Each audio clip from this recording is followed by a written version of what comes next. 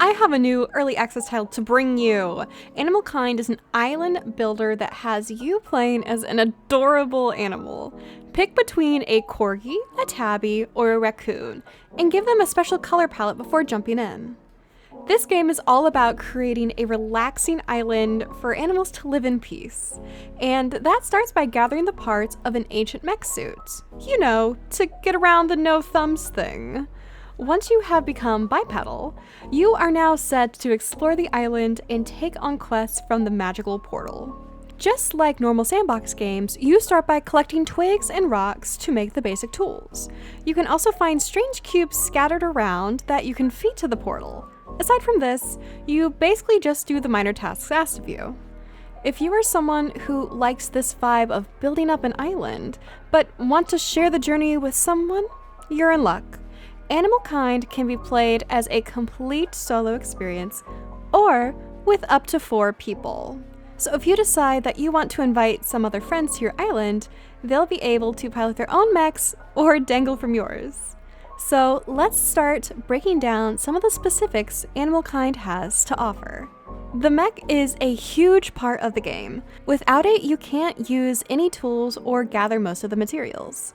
But you can't do everything with the mech. If you want to talk to any of the villagers, you have to hop out. And if the plain colored mech isn't your style, you can change it up. The mech is a vital piece of the game, so you have to make sure that it suits your style. And don't worry, the paint job is waterproof because you can float across bodies of water inside the mech. The mighty magical portal is what calls you to the island. It answers all of your questions and guides you on your adventures. This is also where you level your island.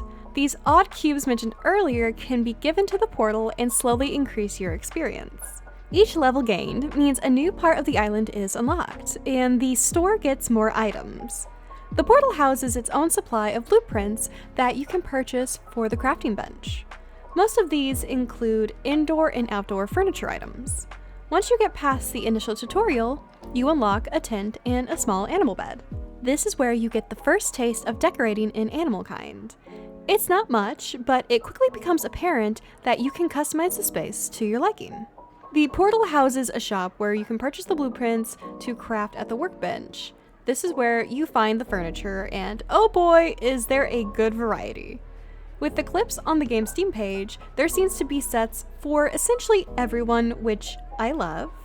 I've seen too many games that push customization but only have 1 or 2 palettes to pick from. The main appeal of this game is to build a beautiful town that you and the other animals around want to live in. You start off with Little Means, the small tent with only a tiny bed. Then, after some time and hard work, you can make a home for yourself and the fellow villagers on the island. The early access version includes 2 villagers, an owl to help guide you, and a squirrel who becomes a local shopkeeper. The Steam page shows so many regions with adorable animals, and I can't wait to recruit them. I especially cannot wait to get a hold of the snowy region. With all the other design options, I'm very excited to make homes specifically for each of these animals. Not only can you customize the inside of each home, but you can also lay down paths and terraform the island to create the perfect town. At the moment, we have access to 3 levels of the island: the base section, a beach area, and a bit of a mountain. When the game fully releases, we will have access to so many more biomes.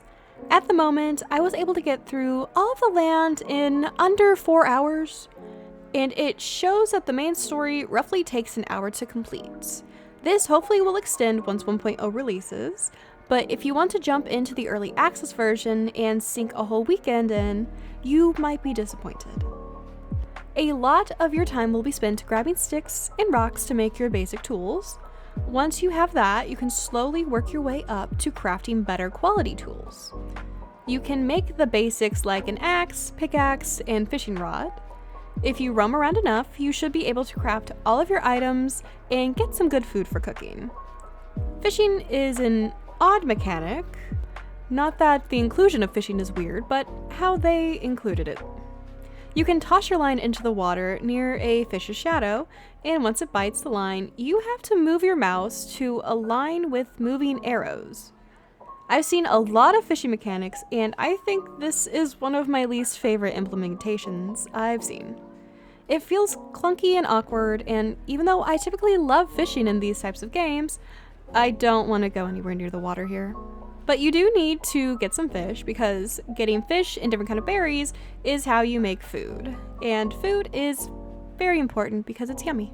There are a few things that I didn't love, and I'm hoping that they can see changes in the full release, because this is early access and no one should expect perfection. The mech is a core part of the game, and you really can't do much without it, but it has a battery pack that needs to be charged. In the beginning, you can't charge it. There's no option. Once you unlock the tent, you can charge the mech while you sleep through the night. The problem starts when you're only halfway through a day and your mech is already in the red. You can only sleep when it's nighttime, so you essentially have to waste time before you can get back to work. I really hope they introduce a charging station for the mech that I can build and recharge my battery any time of the day. The tutorial section leaves a lot to be desired. I'm someone who doesn't love tutorials, but there needs to be some basic instructions on how to use mechanics when they're not adhering to universal standards.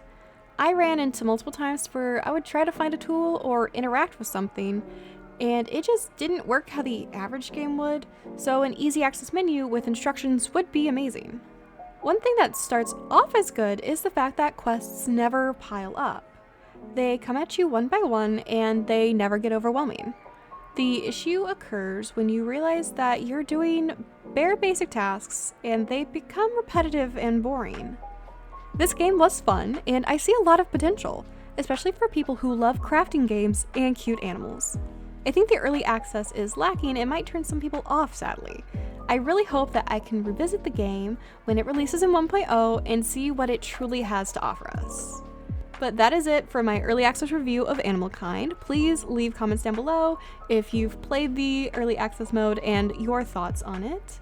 And let me know if there's any early access games that you would like me to cover in a future episode. If you liked the video, give me a thumbs up to let me know I did good, and if you want to go the extra mile, hit subscribe so you don't lose me in the sea of YouTube content, and I hope to see you in a future video. Bye guys!